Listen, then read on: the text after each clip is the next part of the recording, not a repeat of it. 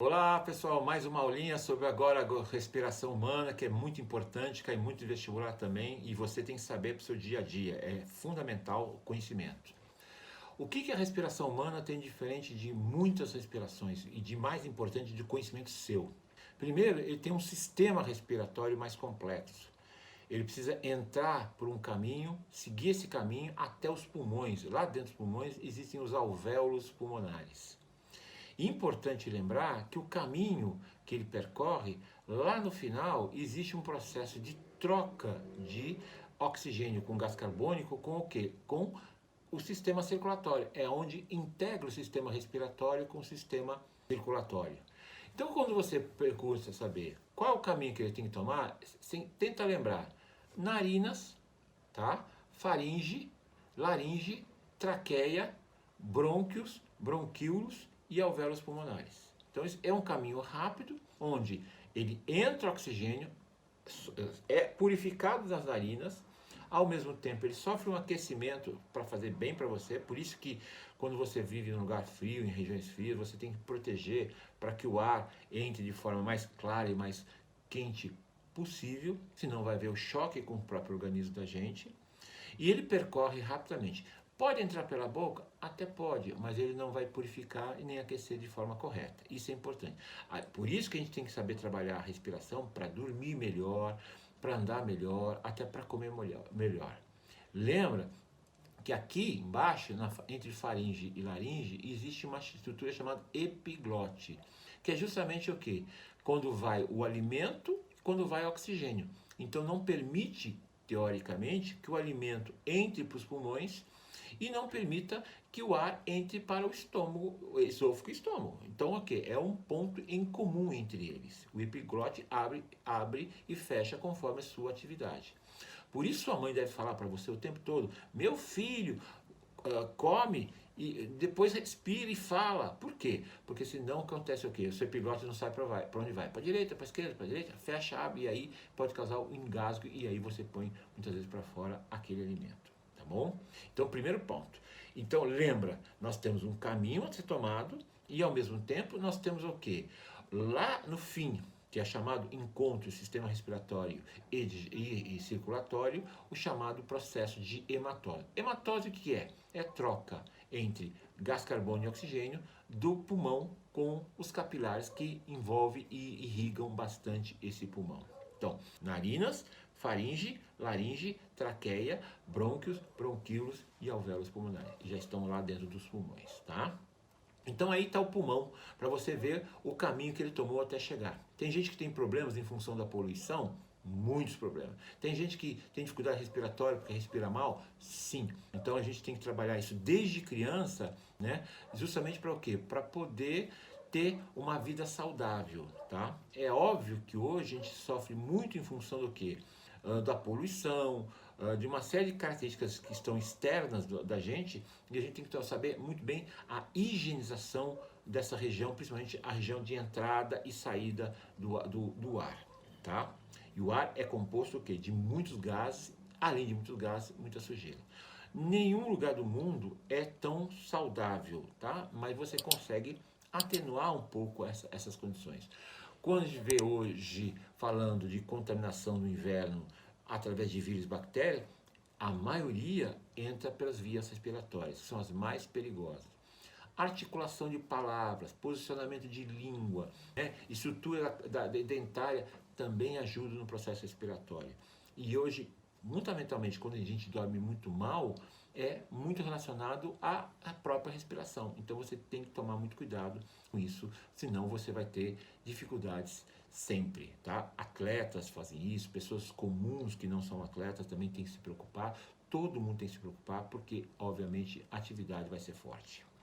Qual o mecanismo de respiração? Basicamente, entram algumas outras estruturas. A parte esquelética, que é a caixa torácica, os músculos intercostais, que muitas vezes ajudam na movimentação da caixa torácica ou do tórax. Né? A diferença de pressão interna e externa faz com que a respiração aumente. O batimento cardíaco, então a gente tem que tomar, quer dizer, saber que todos esses sistemas são o quê? São sistemas interligados. O processo de entrada e saída É chamado do quê? Entrada. Inspirar. Então a coisa vai para dentro. Inspira e quando sai, expira. Muito em função das diferenças o quê? Das diferenças de pressão interna e externa. O que permite o quê? Que o ar entre e saia o tempo todo. Você apenas regula, né, aqui de certa forma, mecanicamente, o quanto você precisa.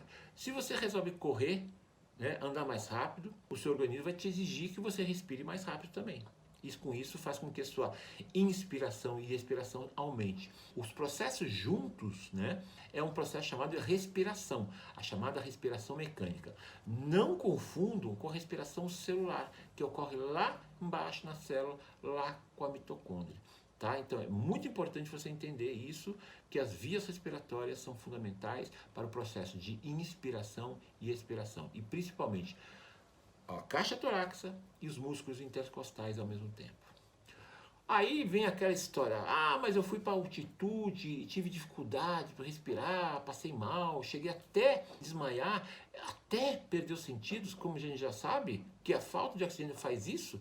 Ora, por quê? Porque a altitude é ruim? Não, porque a altitude ela é mais rarefeita. Sendo mais rarefeita, você precisa trabalhar mais para poder captar o oxigênio que você precisa. O nosso organismo tem uma capacidade imensa do quê? De adaptação. E essa adaptação faz com que aumente os glóbulos vermelhos, né, e que faz com que absorva mais oxigênio, mesmo tendo pouco, e facilita com que o indivíduo possa sobreviver naquele local. O ser humano tem uma capacidade enorme de adaptação, tanto para quem sobe para a altitude, para quem vai para o nível do mar, que são completamente ambientes diferentes. Então, seu organismo vai sofrer ou vai se adaptar conforme o ambiente que você está. Então, você vai perguntar, onde você vai trabalhar mais? Na altitude. Onde você vai trabalhar menos? No nível do mar. Você vai, pensa numa cidade como o Rio de Janeiro. Obviamente tem muito mais oxigênio em função do que? Do nível do mar. Então, muitas vezes você vai falar assim, até para estudos de carros, de emagrecimento, de treinamento físico ou de vida para idosos ou não idosos, para que tenha problema respiratório ou não, a altitude vai fazer com que haja um efeito em você. Demora quanto? Depende, né? Existem muitos estudos que falam em 30, 40 dias está pronto. Agora, quando você pensa num atleta de alto rendimento, isso diz que demora um pouquinho mais, mas os estudos fisiológicos vão ajudando bastante e para quem for nessa área certamente vai entender bastante isso depois, tá? Gostou desse conteúdo? Achou interessante? O que eu falo? Ainda não se inscreveu no canal? Se inscreva, compartilha e dá seu like. E eu tenho certeza que agora a gente vai o quê? Vai fazer algumas questões que você possa entender um pouco mais. Essas questões, gente, é justamente para reforçar aquela ideia do que eu estava falando para vocês. Então vamos ler. Quem vai fazer medicina, aqui tem uma questão da Universidade Municipal de São Caetano do Sul e fala o seguinte: em um acidente de trabalho, um homem teve seu tórax perfurado e o ferimento permaneceu aberto até que fosse levado ao hospital. Ao chegar ao hospital, constatou-se que nenhuma região vital fora atingida e que os músculos respiratórios respondiam aos estímulos de inspirar e expirar. Assim sendo, o ar que chega aos pulmões era insuficiente e o homem apresentava quadro característico de asfixia. Por quê? Porque não recebia oxigênio. Aí pergunta, quais são os músculos que participam dos movimentos que levam à ventilação pulmonar? Uma área muito desenvolvida pelos pneumologistas e pelos fisioterapeutas, né, especificamente. Ora, basicamente, vamos lembrar, quem faz essa alteração é justamente a questão da pressão interna e externa. Mas as estruturas que fazem esse movimento justamente são o quê?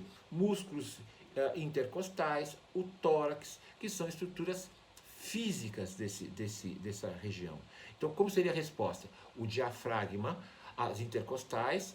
Por que o diafragma? É o músculo que está embaixo. Lembra que o músculo, o diafragma, quando você fala inspira, expira, você sente algo subindo e algo descendo. É um músculo que fica exatamente embaixo da parte do tórax, que permite o quê? Alterar a pressão interna e externa, fazendo o ar entrar e subir. Agora, explique por que no acidente descrito a perfuração do tórax comprometeu a ventilação pulmonar. Justamente por causa disso, quando você perfura o tórax por qualquer motivo, vai fazer o quê?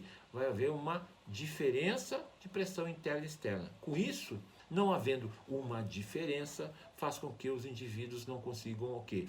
Inspirar e expirar. Então, a penetração do ar igualou as pressões. Então, vejam, se não existe diferença, estão igualadas, o que acontece? Não vai haver o quê?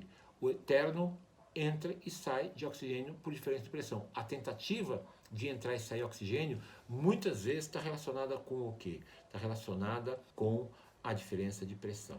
E para terminar, uma questão que aparentemente é muito complexa, né? Vamos lembrar o seguinte, aqui vamos ler com vocês. No citoplasma das hemácias há um pigmento denominado hemoglobina, representado por Hb, que contém ferro, Fe. Ela reage facilmente ao oxigênio, formando um composto denominado oxihemoglobina, conforme a reação. Essa reação é chamada reversível. Então, eu estou mostrando uma reação química e é importante lembrar que o ferro, na sua ausência da sua dieta, o que acontece? Ele não forma hemoglobina. Então, a gente diz que a gente está com anemia. E com isso, você vai ter o quê? Uma sensação de cansaço o tempo todo, que o seu processo de transporte de oxigênio é baixo. E o transporte de gás carbônico também é alto. E aí vai ser o quê? Você não vai ter o chamado o elemento comburente da respiração, que é nada mais que um elemento que produz a combustão junto com o alimento. Aí vai lá, embora o CO2 seja transportado em sua maior parte pelo plasma sanguíneo, também é pelas hemácias. Reação com hemoglobina resulta num composto denominado carbohemoglobina, conforme a reação. Então aí mostra na terceira reação o que acontece. Existe justamente como a correção contrária. Então, eu levo oxigênio e trago gás carbônico. Aí ele pergunta, as reações 1, 2 e 3 ocorrem no organismo humano durante o processo de transporte de gases respiratórios pelo sangue. Com base nessas informações, assinale a alternativa que apresenta correta, respectivamente, os locais do organismo que ocorrem as reações mencionadas. Ora, vamos lembrar que na questão, no item número 1 da afirmativa, né, essa reação ocorre aonde? Nos pulmões. A 2 é aonde? No transporte das informações, então no transporte das substâncias, que é nos tecidos. A volta, seja por onde for, tecidos. E a última alternativa, né, que é a 4, que simplesmente é nos pulmões. Então, é um ciclo vicioso, onde vai e volta o tempo todo a substância necessária. Então, a resposta, no caso, é a resposta B de bola. Tá bom? Creio que a gente tenha tirado uma dúvida, é uma questão mais complexa, maior em termos de leitura, de mais atenção, mas conhecida por vocês, tá? E na dúvida, pergunta que a gente responde para vocês. Tchau.